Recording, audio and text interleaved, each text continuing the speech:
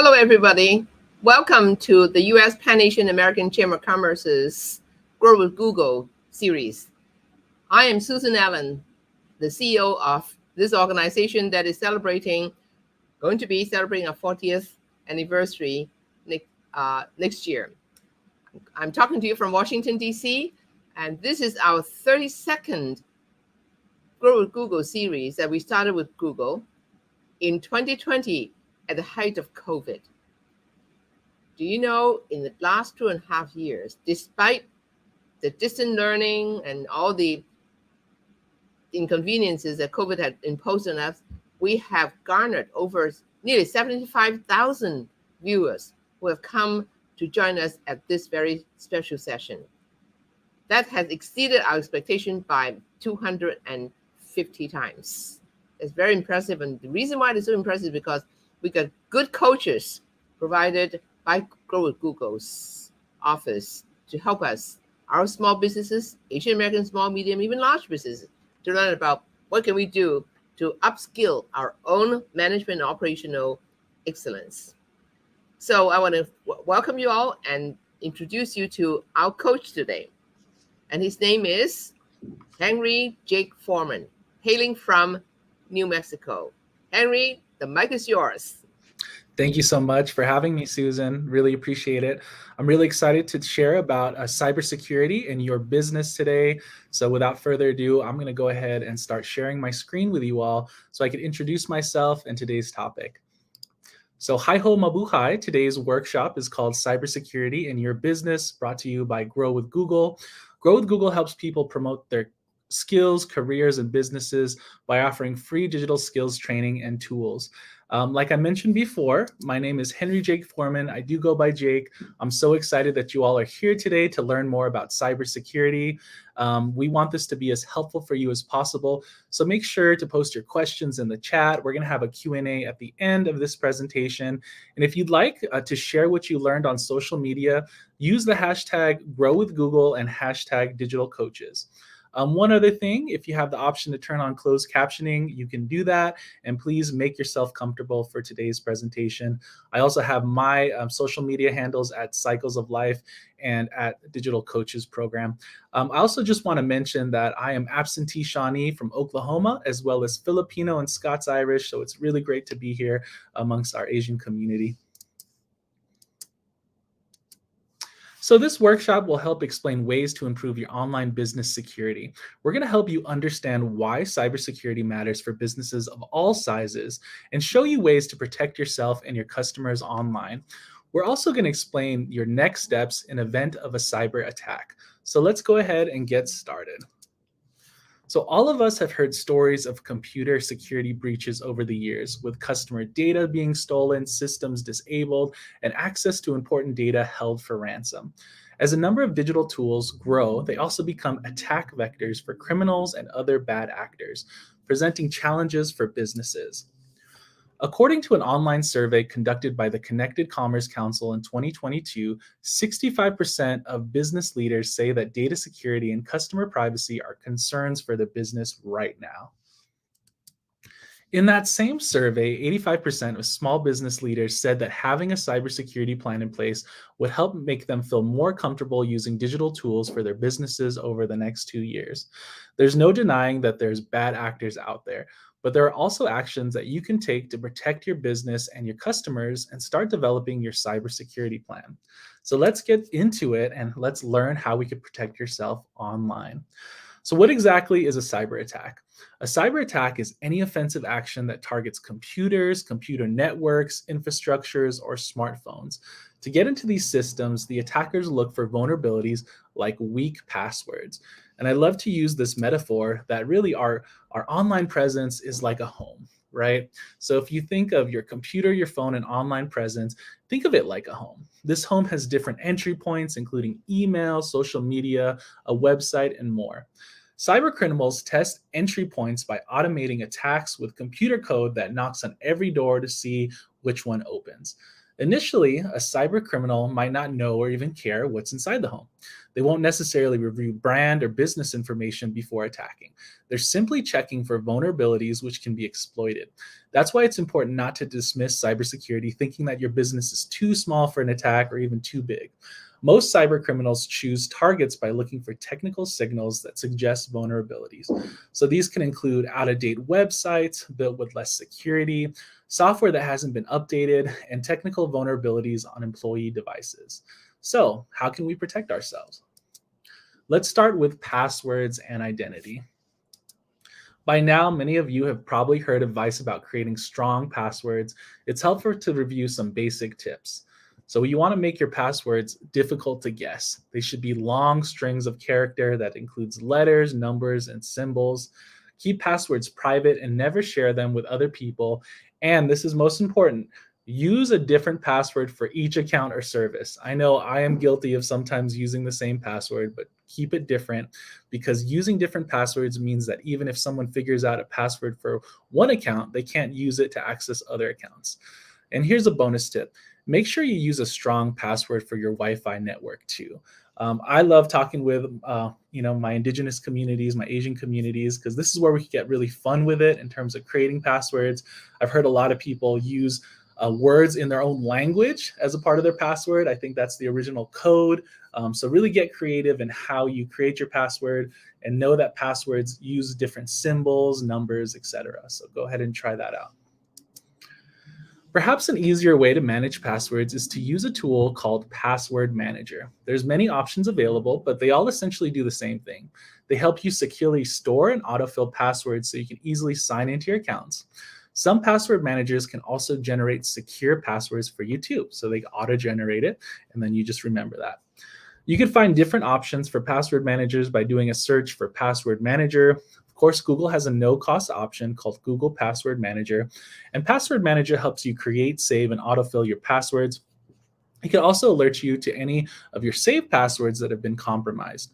Passwords are securely stored in your Google account, and you can learn more by visiting passwords.google.com. An extra security measure you could use to protect your identity is called two-step verification. This feature is also known as multi-factor authentication, or MFA. Enabling two-step verification means the account is protected by something that you know, your username and password, plus something that you physically own, like a phone or security key. This combination makes it more difficult for an unauthorized person to sign into the system. Two-step verification is useful for any service you sign into, like email or password-protected websites. If your business builds and sells online services or software, consider making two-step verification part of your product. Giving your customers the option of using two-step verification will help them protect their accounts.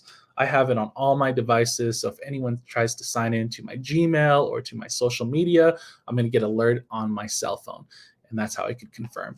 And it's helped a couple times because I have gotten the verification, notice on my phone, and sometimes it wasn't me. So that's helped me in the past.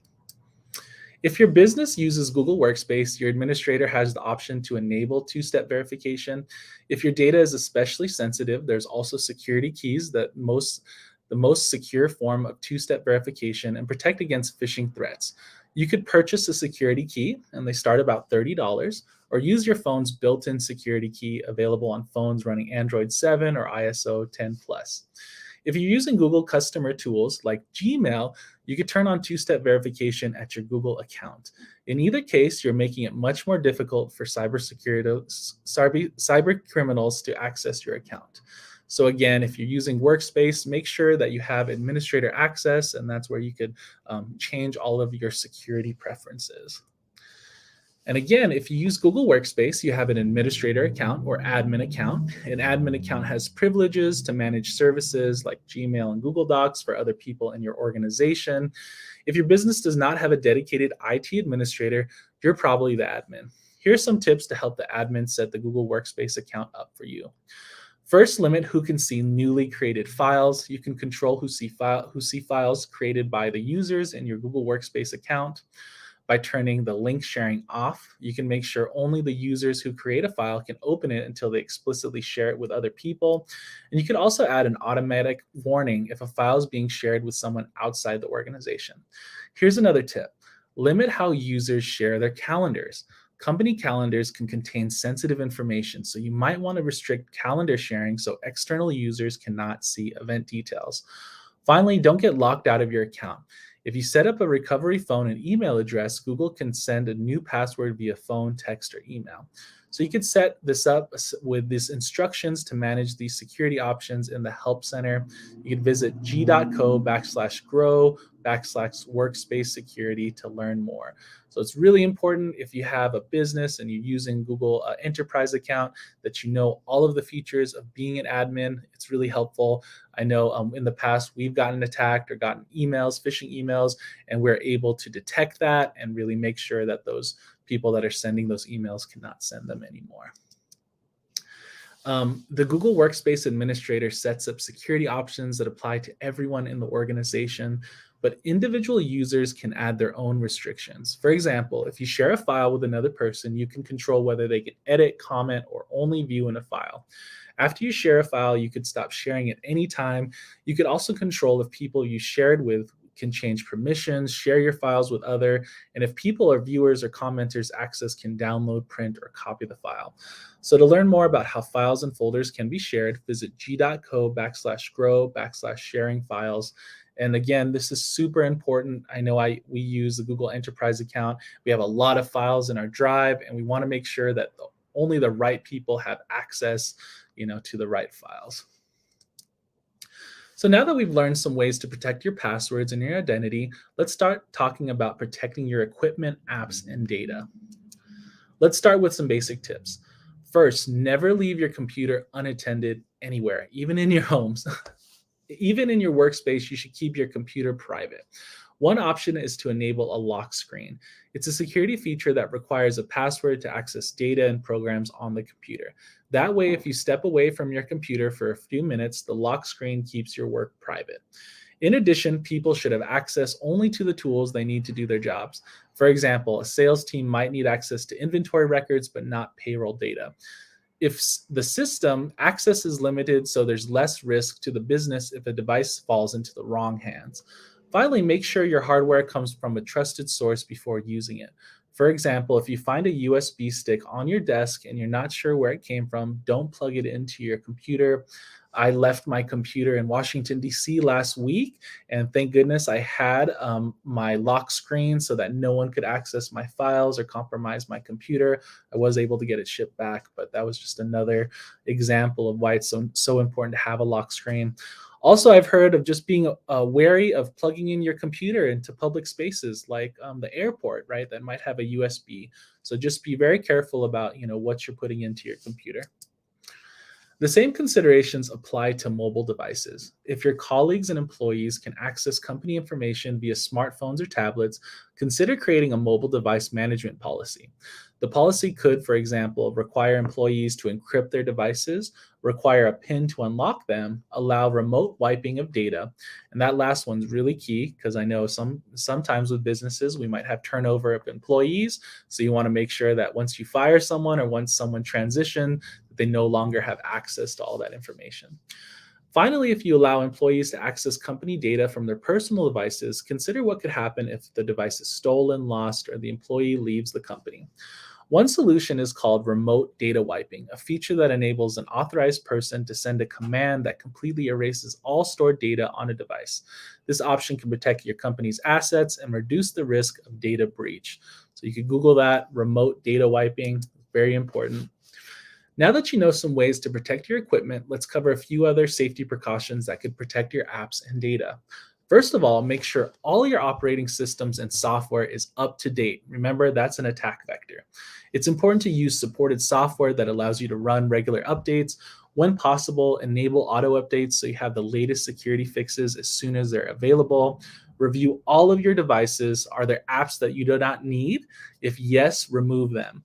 Finally, if you're responsible for distributing computers to employees or colleagues, establish policies that limit what data can be stored on their devices. And I love that other tip around just making sure that you're not downloading apps from everywhere. I've heard stories of people downloading apps from untrusted places that really, messed up their device. Many of these security precautions can be addressed by using cloud-based computing systems like Google Cloud. Google Cloud powers more than 100 products and services, from financial services to gaming. If you use Gmail, Google Workspace, you're already using it. Cloud protects your information, identities, applications, and devices using the same secure by design infrastructure, built-in protection, and global network that Google uses to run its business. Data is encrypted in transit between Google facilities and at rest, ensuring that it could only be accessed when authorized. I've had the privilege of working with Google security experts, and they're on it 24/7. So glad to know that my workspace is secure. So far we've covered protecting passwords, identity, hardware, and apps. Now let's talk about some ways you could protect your customers and your business too. First, securing your website and protecting web pages from unauthorized access. Restrict website edit access to the people responsible for making those updates. Many sites are edited via web-based content management systems that are accessed with a username and password. That's where our password safety tips come in handy. If two-step verification is an option, consider turning it on. Another way to protect your site, use HTTPS. HTTPS is the same as HTTP, except that the S means the website is secure. HTTPS tells the browser to encrypt the data exchange with the web page. Encryption disguises data and lessens the chance that information is viewed or manipulated by unauthorized people. Adding the security protects customer data that is viewed or exchanged via the website. This is especially important for personal details or financial information, but it's a good idea to use HTTPS even if your site doesn't handle sensitive information. Use HTTPS if you need a secure certificate.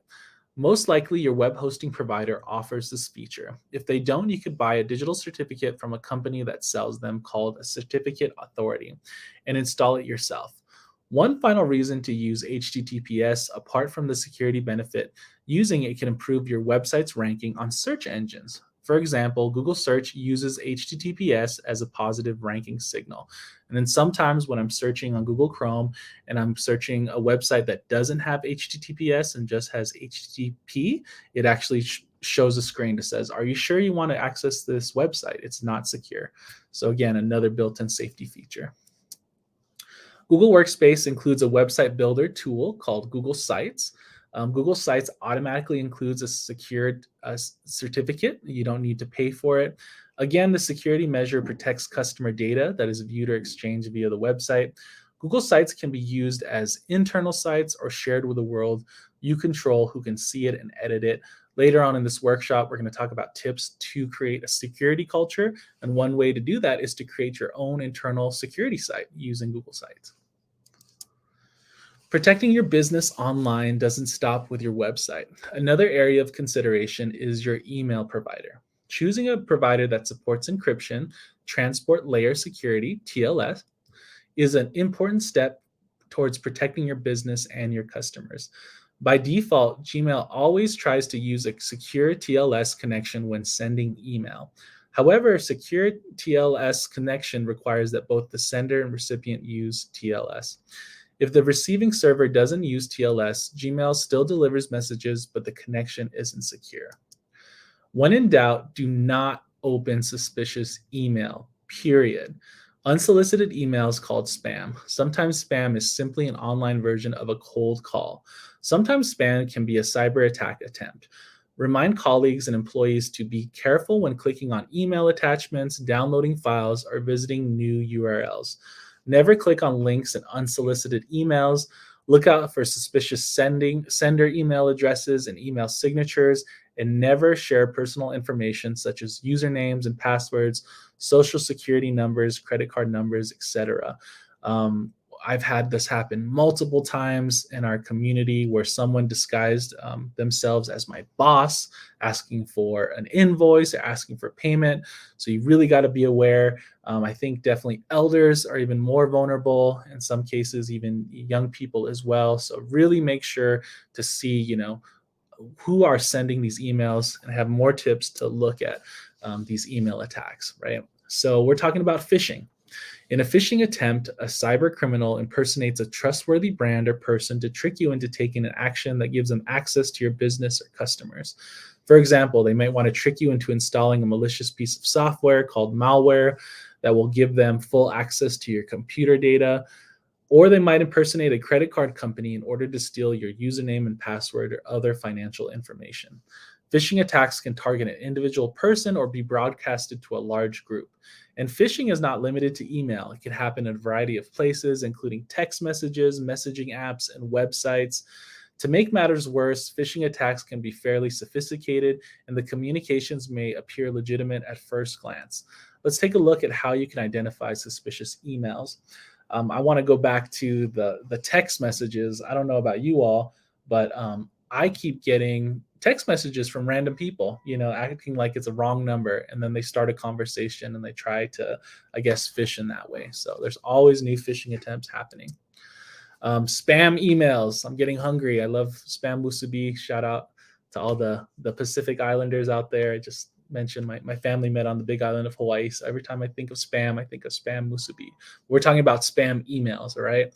And they can be difficult to spot, but there's also some warning signs that can help you make a decision about whether it's safe. Unfortunately, each of these signs do not necessarily indicate that the email is spam. Sometimes it's a combination of signals that will tip you off. First, is the email from a sender you recognize? Check the displayed name. Does it match the email address you expected? If the displayed name is your well-known financial institution, but the email address is givemeyourmoney@12345@gmail.com, that's a clue that this is not a legitimate email. That's the number one clue I always look for. Also, review the email subject line. Many spam emails inject a sense of urgency, hoping you'll take action. The email might literally include the word urgent in all capital letters. Sometimes, like the example shown on the slide, the subject line will warn you about an unexpected expense. Some email programs like Gmail offer the option to select an identity photo. If you know the sender and notice the absence of their profile photo, it's another warning sign. The next clue, poorly written copy. This will be a judgment call on your part because even the biggest brands can make spelling or grammar mistakes. But if the phrasing is awkward, if the sentences don't read naturally, it's a sign that the email text might not be the product of a translation tool and possibly spam. Take a look at the subject line of the email shown on the slide. Invoice has been done and we will charge you dues. That should be a big red flag that this is not a legitimate email. Finally, be very careful about attachments. Never click an attachment on an email that you suspect is spam. I think the number one spam that we get is when a colleague is out on vacation and we get an email from them saying they urgently need, $500 because they're stranded somewhere, right? So again, they're very sophisticated. Look at their email, look at the copy text, and really make sure it's the person, that they're saying that they sent. So the bottom line, think before you click. When in doubt, do not click, right? There's some things that are too good to be true. I think we've all got an email saying that we have money waiting for us. All we need to do is send them a check to this address and they'll send the wire transfer. So don't click on it. Don't even deal with it. In fact, report it as phishing. You can do that in your Gmail. Finally, let's consider this proverb: an ounce of prevention is worth a pound of cure. That holds true with most things in life, including cybersecurity. It's important to have a plan ready in case you detect a security problem. A data breach response plan outlines who's in charge and what needs to be done if sensitive or confidential data is viewed or stolen by an unauthorized person. This response plan can protect your business assets by ensuring that action is taken quickly if things go wrong. For example, in the case of a ransomware attack in which cyber criminals steal sensitive data and then demand a ransom for its return, a solid response plan would include making sure that you have recent data backups. Take time to develop a clear plan in advance so everyone understands what steps to follow if a security incident occurs. Another step you can take to protect your equipment, software, and systems is to create a record of your technology assets. Which platforms, tools, and software are you using? Which accounts, like social medias, do you have? Don't forget to include suppliers and customers, as well as employees. During your inventory, you might also discover out-of-date software, a potential target for cyber criminals. Answering these questions will help you develop an asset inventory, an important step for improving online security. You could start with a basic sheet or spreadsheet that you can use to just outline all of those accounts and make sure that only the right people have edit access to that. You do not want to train employees about cybersecurity while you're experiencing a security breach. Do not wait. You might designate someone at your business to be responsible for online safety policies and training. You could create an internal training website where security information and resources are available. Like I mentioned earlier, you could use Google Sites to create this. Training and resources are a great start, but it's just as important to make sure your company has a strong security culture. Employees are the first line of defense. Ideally, they feel comfortable reporting concerns or mistakes without fear of blame. In the event of a security breach, the focus is identifying and resolving the issue and preventing similar problems from happening again, not pointing fingers. You can build a security culture by discussing security regularly, encouraging employees to share concerns, and making sure the company leaders model good security practices. Think about the security culture in your business. How can you make improvements? And I love this word culture because, again, I just think about our culture, right? How are we able to create a security culture within our family, within our organizations, within our larger governments, right? So here's a scenario. Despite your best security efforts, you're the victim of a cyber attack. Perhaps you inadvertently clicked on a link in a phishing email or your account was hacked. I mean, how many people know of their aunties or uncles' accounts being hacked on Facebook, right? It happens all the time. Maybe you don't even know how your systems were breached, but you notice suspicious activity on an account. Even if you suspect that you've been attacked, you should take proactive steps immediately. Start by telling your IT department what happened. For many small businesses, the IT department might be you. Contact all the financial services where you have accounts, including bank and credit card companies. Check closely for any activity you don't recognize and report fraudulent activity. Close or place holds on accounts that you suspect may have been compromised. Check your credit report for any new accounts that you didn't open. You could request a free credit report from each of the 3 nationwide credit reporting agencies every 12 months. Report any fraudulent accounts or loans you don't recognize, and consider protecting your credit by placing a fraud alert or freezing your credit. After securing your banking credit information, report the attack to the appropriate agencies. First, file a report with the local police so there's an official record of the incident. The next step is to file a report with the FBI's Internet Crime Compliance Center. Cyber crimes reported here will be investigated and referred to the appropriate agency. To file a complaint, visit ic3.gov. If the security breach involved fraud, scams, or bad business practices, contact the Federal Trade Commission at www.reportfraudftc.gov. If you find any fraudulent activity on your credit report or have a reason to believe someone is using your social security number, you could also file an identity theft report at idtheft.gov. Depending on the situation, the steps you take will vary. If you're experiencing a ransomware attack, you should immediately disconnect the affected devices from your network. If data was stolen or compromised, you should take steps to protect your company and inform customers if their data was involved. No matter what type of cyber attack you experienced, it's smart to change your passwords. If your equipment or systems are compromised because of malicious software, you may need to seek professional technical support. Do a search for managed security support provider to see options for companies that might be able to help. And continually monitor your credit and financial accounts. So here we are, we're at the recap and resources. And we're going to look at a few additional Grow with Google resources as well. So first, use strong, unique passwords for all of your accounts. Consider using a password manager. Use two-step verification whenever possible. Remember, it's connected to a physical device. So when you sign in, it's going to track and make sure that that's you. Keep equipment safe, including mobile devices. Secure your website using HTTPS. Use a secure email provider. Don't wait for a cyber attack to happen to figure out what you need to do. Make a plan and create a list of your tech assets. And finally, get your colleagues and employees on board by developing and nurturing a security culture. You can learn more about online safety by visiting Google Safety Center. From here, you could access features like two-step verification, automatically deleting web and app activity data, setting parental controls to keep your family safe online, running an account security checkup, and much more, you could go to the Safety Center at safety.google. If you enjoy video lessons, you could subscribe to the Grow with Google YouTube channel at youtube.com/growwithgoogle. Sounds like you also access previous webinars at their YouTube account. And the channel publishes videos covering topics that can help you grow your skills, careers, and businesses. And we also offer Google Career Certificates. So if you're interested in learning more about IT or cybersecurity, you could get these advanced career certificates that give you a path to in-demand jobs with top employers that are currently hiring. You could also earn a certificate and prepare for a new career in a high-growth field in under 6 months, even if you don't have the relevant experience. Definitely check that out. We always have more resources at google.com/grow for job seekers, for teachers, for business owners, for startups, and for developers. So I am at time, and we're going to go into Q&A. Thank you all so much for joining today. Well, thank you, Jake. What a comprehensive overview of how do we protect ourselves.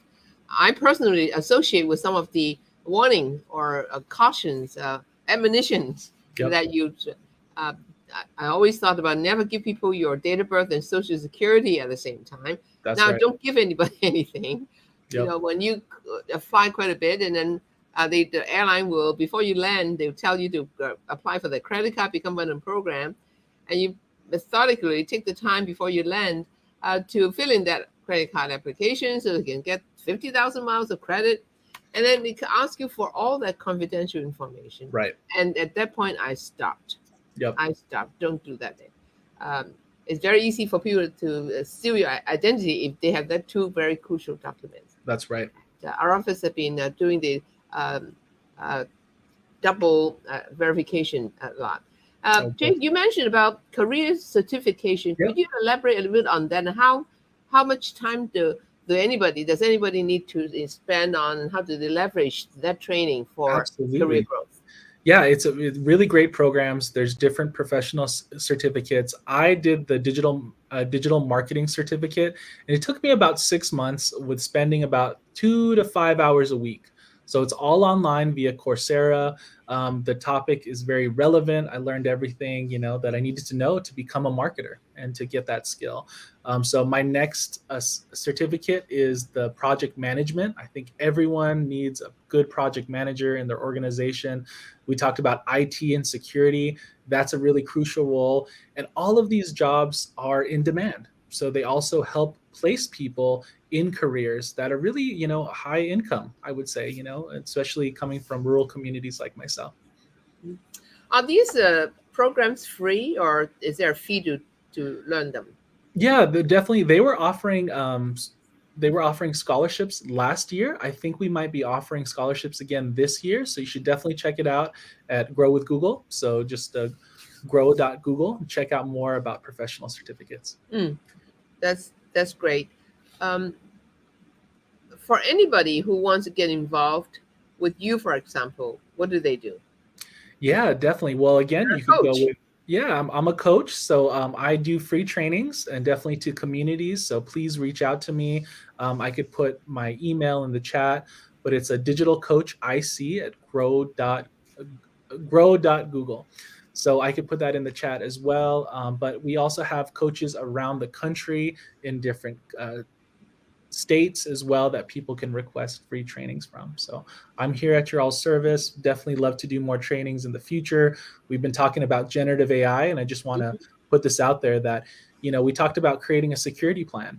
And if you don't know where to start, you could use something like bard.google.com and just ask, create a security plan for my business. And it actually create a whole template for you of what should be in your security plan. So just an example of how generative AI can support our businesses.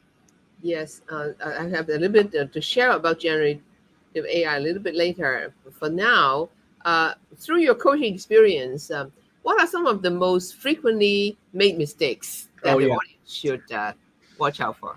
Definitely. I mean, the biggest mistake that I see businesses do or not do is claim their business profile. right? So every time we search on Google and you have a storefront, you have something called a free Google business profile that could have your hours of operation, ways to contact you. It's almost like a mini website.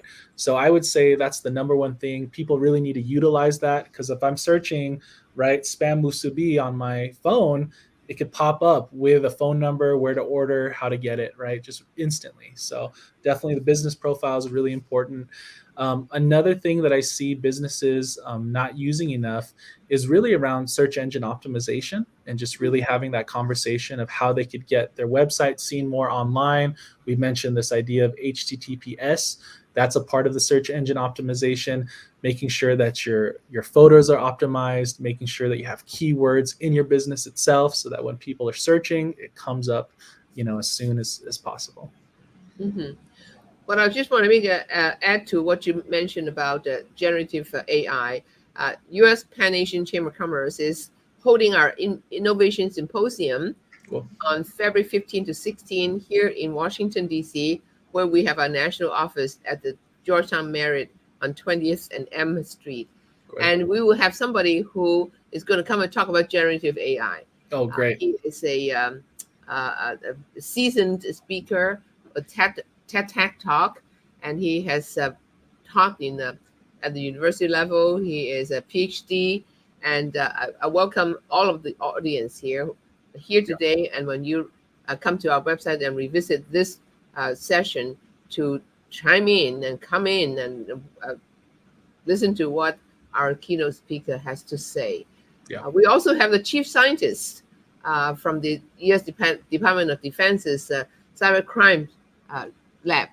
Awesome. And we have really rock star speakers like you, each have their own expertise. So thank you for mentioning generative AI. I think we've come to the close. We've actually 5 minutes beyond our time. Jake, thank you so much for bringing your expertise and being so thorough. We're going to post this video, this live show, on our website, so that other people who had registered but have other conflicts now, they have not come and join us, and they can go back to our posts and watch you from the beginning to the end. Great. So, Jake, thanks again. Come back. We will ask you to come back and participate with us and share some more of your great experiences. And if I do not talk to you before Christmas and New Year, I want to greet you happy holidays. And to our audience, thank you for tuning in. I hope you get everything you can get out of this session, and apply them to move your business forward in security and safety. Have a good day for now, and see you perhaps in February, the 15th and 16th, here in Washington, D.C. at the Georgetown Marriott on 20th and M Street. Bye-bye.